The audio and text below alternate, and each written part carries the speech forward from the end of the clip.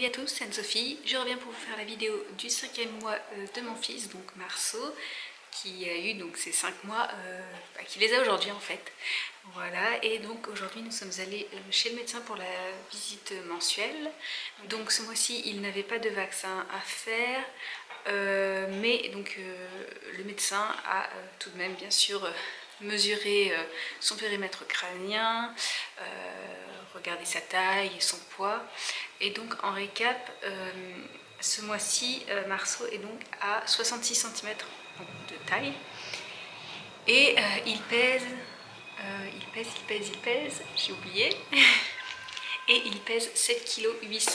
Donc il est quand même, il se stabilise, il devient un petit peu plus, voilà, il est toujours un petit peu au-dessus de la moyenne, enfin de la moyenne, la première moyenne, mais voilà, il s'allonge un petit peu, il s'affine. Pour pouvoir être un petit peu plus organisée dans mes réponses, je vais regarder en même temps sur mon téléphone un site avec un récap de ce qui peut se passer, ce qui s'est passé dans les dernières semaines pour bébé.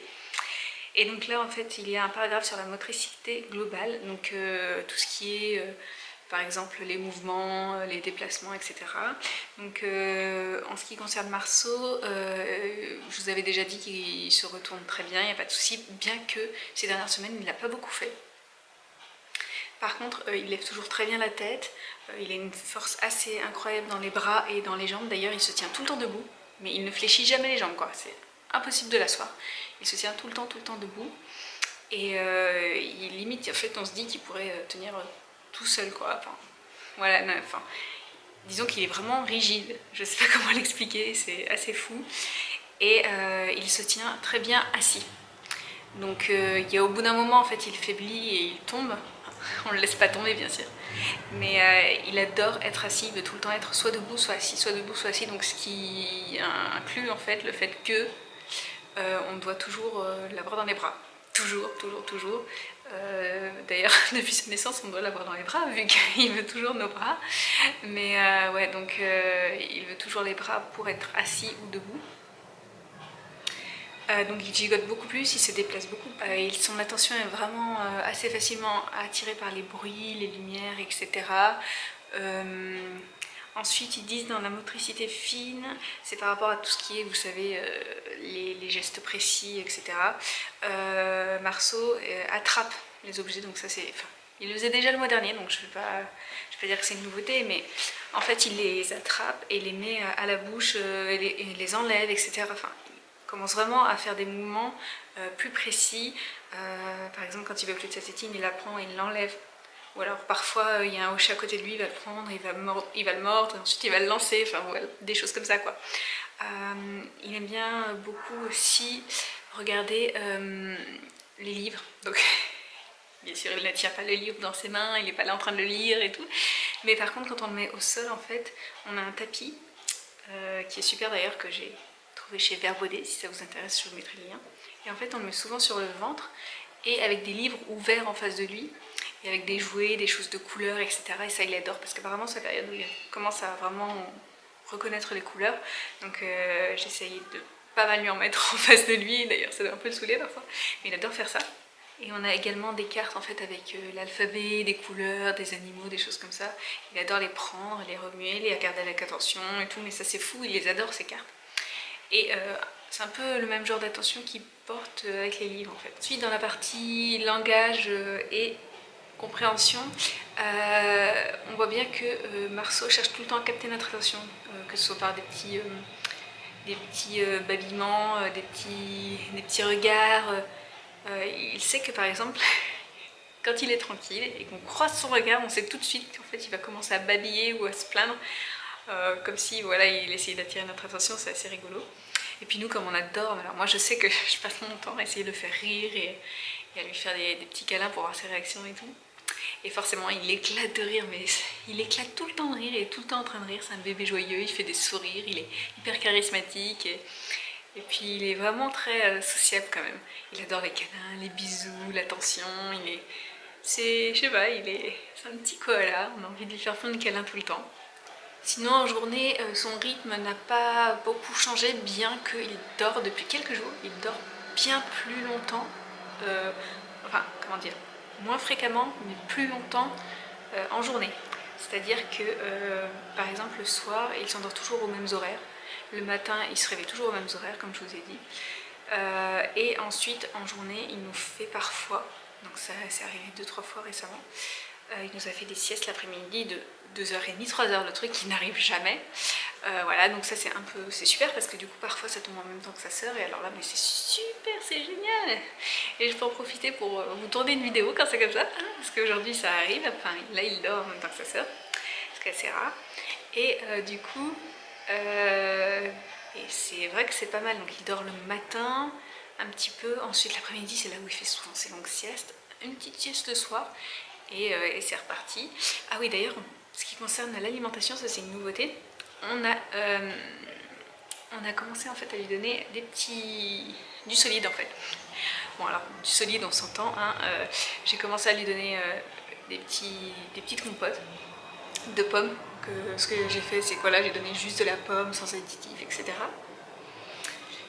Et donc il en a mangé, au début il était un petit peu tatillon, ça lui plaisait pas trop, et au final il adore la pomme, et donc on a fait ça sur quelques jours, et donc il aime bien, etc. J'ai l'impression qu'il gère assez bien, et là hier j'ai essayé de lui donner un petit peu de purée de carottes, donc juste de la carotte, et il n'a pas aimé du tout, donc j'ai essayé 1-2-3 cuillères, non ça passait pas, alors bon, tant pis, on retentera une prochaine fois. Mais ouais pour le moment, juste de la compote de pommes et c'est tout. En même temps c'est assez petit, hein, 4 mois, il avait faim.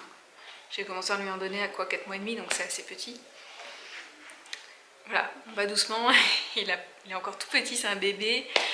On a le temps de toute façon. Par contre, il a toujours des soucis au niveau de ses dents, quoi. Comme tous les bébés, j'ai l'impression. En fait, c'est la période où il commence à avoir les gencives qui lui font très mal à cause de la poussée des dents. Et il hurle moins. Ah, ça, c'est la nouveauté de ce mois-ci, c'est qu'il hurle moins. Parce que je sais plus si j'avais dit, je crois que c'était au début de 5e mois qu'il avait commencé à bien hurler. En fait, je sais plus si je vous l'avais dit. Mais il y a eu un moment où il passait son temps à hurler, mais de manière très aiguë, et c'était insupportable. Et ça a duré peut-être 3-4 semaines comme ça. Et en fait, là, il a arrêté de hurler, enfin c'est très très rare. Par contre, il pleure toujours, il crie toujours, etc. Mais normal, c'est un bébé, il se fait comprendre comme ça. Mais niveau dents, donc, par contre, il bave tout le temps, il ronge tout, il mange un peu la tétine de son biberon. Je sens que ça commence à faire vraiment très mal, mais le médecin a regardé et apparemment il n'y a aucune dent de sortie, donc peut-être que ça va faire comme pour Jeanne. Jeanne, elle s'était plainte des dents assez rapidement, au bout de 3 mois. 3 mois, ouais, ça devait être ça. Et finalement, ses dents, elles étaient sorties à 8 mois et demi.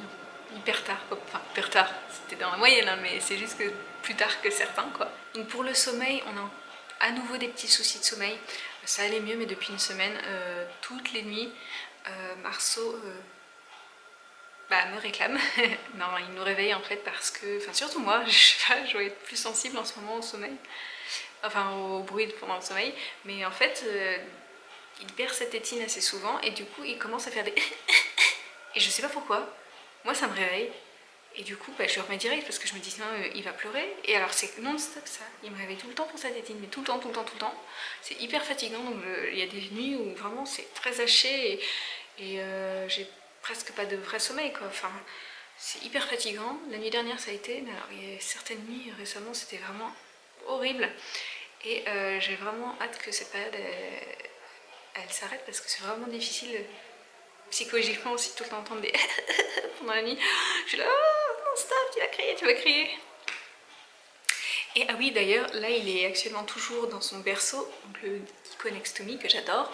Si je peux vous conseiller un berceau pour les premiers mois, je vous conseille celui-ci. Parce que déjà il n'est pas très cher, enfin ça va, c'est correct, et surtout c'est hyper pratique, on peut faire du cododo, il y a une position anti-régurgitation, on peut l'emmener partout, enfin vraiment c'est l'achat idéal, moi je regrette pas du tout de l'avoir pris. Et le problème c'est qu'en fait c'est valable, cet article, ce lit, on peut l'utiliser en fait que pendant 6 mois, mais attention 6 mois, mais en prenant en compte le poids de bébé, et comme notre bébé il est assez costaud, lourd, je vois bien que le berceau, voilà, il va falloir qu'on arrête. Donc d'ici 1 à 2 semaines, je pense qu'on va arrêter le berceau et on va devoir le mettre dans son grand lit qui est dans la chambre de Jeanne. Donc ça veut dire qu'il n'y aura plus bébé à côté de nous, ce qui devrait être pas mal. Mais je me dis que s'il continue à faire des petits parce qu'il perd sa tétine ou quoi en pleine nuit, moi je vais pas me lever à chaque fois pour aller jusque dans leur chambre. Ça va réveiller Jeanne. Enfin, je sais pas honnêtement comment je vais faire, comment je vais m'organiser. On verra bien. Mais je vous avoue que j'ai pas trop envie de devoir me lever jusque dans la chambre toutes les nuits ou moins 30 000 fois dans la nuit. On verra. Voilà. Mais bon, c'est vrai que ça va être une grande étape de passer dans le grand lit parce que c'est vrai que pour Jeanne, je me souviens qu'on l'avait... Donc elle était tout le temps dans le grand lit en fait, elle. Parce qu'elle était avec nous dans la chambre, on n'avait qu'une chambre. Et d'ailleurs on avait baissé son lit assez tôt. Donc je me demande si on va pas faire la même chose pour Marceau parce que... Mais Jeanne était très... voilà, elle arrivait à se retenir au barreau pour essayer de grimper et voilà, donc elle nous faisait un petit peu peur. Donc voilà, on va voir si Marceau fait la même chose, mais sinon on va baisser le lit, on mettra la même hauteur que Jeanne. Donc voilà pour ce qui concerne le 5e mois de bébé Marceau. Donc vous voyez, il grandit bien, tout se passe bien, c'est un bébé adorable. D'ailleurs, je vous ai même pas parlé du physique. C'est un petit peu bizarre de dire ça comme ça, mais donc ses petits cheveux poussent vraiment pas mal. Ils sont toujours de la même couleur, mais on voit bien qu'ils commencent à vraiment pousser. Ils sont toujours aussi denses, mais on les voit de plus en plus. Donc ça c'est super. Sinon il avait un petit peu la tête plate du côté gauche, ça j'en ai jamais parlé, c'est vrai, j'y ai pas pensé. En fait depuis la naissance parce que il avait tendance à dormir de ce côté. C'est de ce côté ou de l'autre? Ce côté. Donc il dormait comme ça, ah oui, il dormait de ce côté là.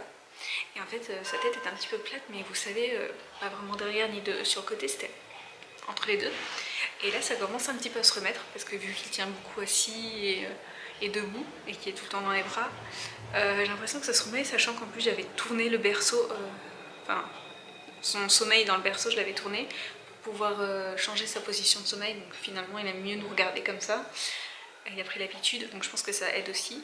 Mais bon, j'ai hâte que ça se remette totalement parce que c'est vrai que c'est un petit peu enquiquinant. Je sais que Jeanne, elle avait eu la tête plate, mais complètement derrière elle, pendant des mois et des mois. Et ça m'avait inquiété. Au final, ça s'est remis tout seul vers ses 11 mois, je crois. Donc c'est assez long. Voilà. Mais je préfère ne pas... Moi, honnêtement, je suis pas... si vous me dites d'aller voir un ostéo ou quoi, enfin, non. C'est pas que voilà, c'est juste que je pense qu'ils sont encore petits et le temps que ça se remette, j'en ai parlé à mon médecin, il m'a dit mais non, faut pas s'inquiéter, ça va se remettre tout seul. Et en même temps je lui fais confiance parce que pour Jeanne ça s'est remis tout seul du jour au lendemain, donc je me dis pourquoi pas. Pourquoi pas. Voilà pour le 5e mois de Marceau. Comment vont vos bébés? N'hésitez pas à me mettre dans les commentaires des nouvelles de vos bébés, et puis aussi bienvenue à toutes les nouvelles futures mamans sur la chaîne, parce que je suis persuadée qu'il y a plein d'entre vous qui sont enceintes et qui ont atterri ici parce qu'elles cherchaient, je sais pas, des informations.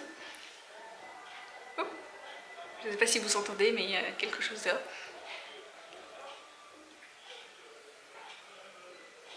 Il y a des chanteurs. Voilà, donc bienvenue à toutes les jeunes mamans, futures mamans ou peu importe, vous qui êtes en train de me regarder, merci d'avoir rejoint la chaîne et de vous être abonné ou d'avoir liké la vidéo ou de l'avoir commenté ou je ne sais pas, ça me fait super plaisir. N'hésitez pas à continuer à commenter parce que j'aime bien, même si je réponds pas forcément tout de suite, hein, je vous lis, j'adore ça. Et j'espère que vous n'entendez vraiment pas tout ce bruit, mais parce que c'est fou. Voilà, donc je vous fais plein de bisous, je vous dis à très bientôt, salut!